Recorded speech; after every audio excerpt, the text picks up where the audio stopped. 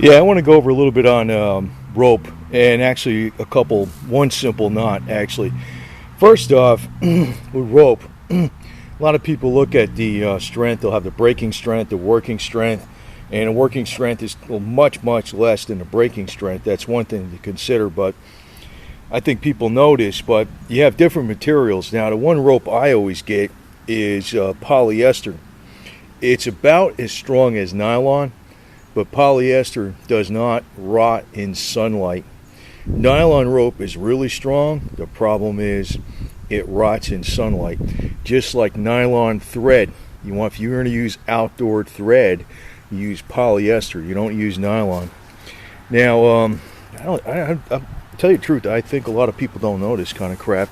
And one of the knots I use most often, and you notice on the end, this has been around a long time. I use regular tape on this thing to keep it from fraying. But what I'll do is, for what I usually use is not the 2.5 hitches, is the 3.5 hitches, which is a taut-line hitch, typically, almost all the time. And a lot of times I'll make it 4 hitches.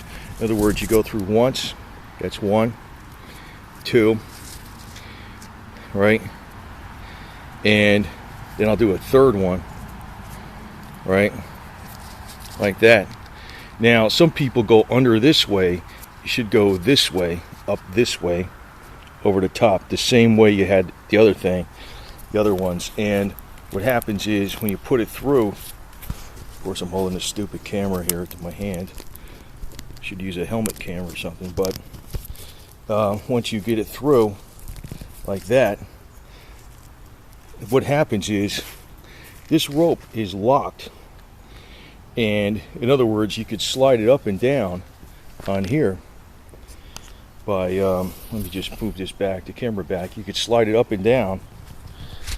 See, you could slide it up and down and adjust the type of how much of a loop you want, but it will not slip on a loop.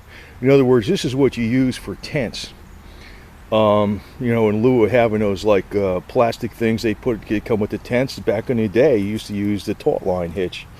Now I usually use an extra hitch. In other words, this is a 2. This would actually be a 3. This three hitches like that. That's a taut-line hitch, and actually I use a 4th one. It never slips. It never slips. And for outdoor use, again, I'm repeating it. Make sure you use polyester rope. Nylon will it's very strong, but it breaks down in sunlight. And that's the problem that's wrong with nylon. It's very strong, very rot resistant, doesn't rot, no problem. Sunlight breaks it down. You want polyester. Polyester is almost as strong. And avoid cotton, because cotton is another thing that rots. So I've had this rope for decades, and I always use it to tie down stuff on the El Camino.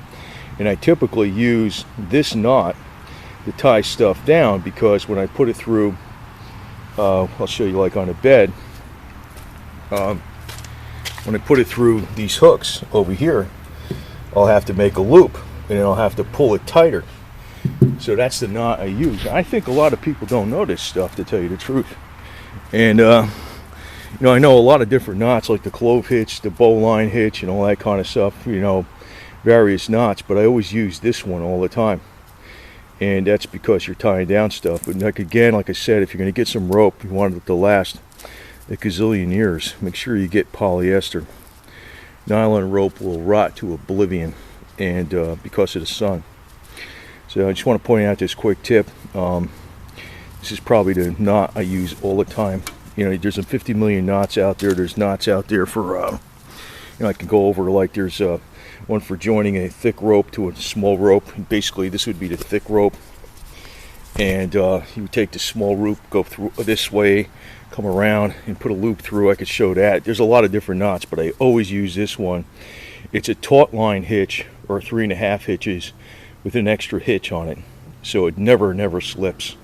It works like it locks it in place. So if you got a load on something, like I said, you're hauling something in the truck, that's the knot you want to use.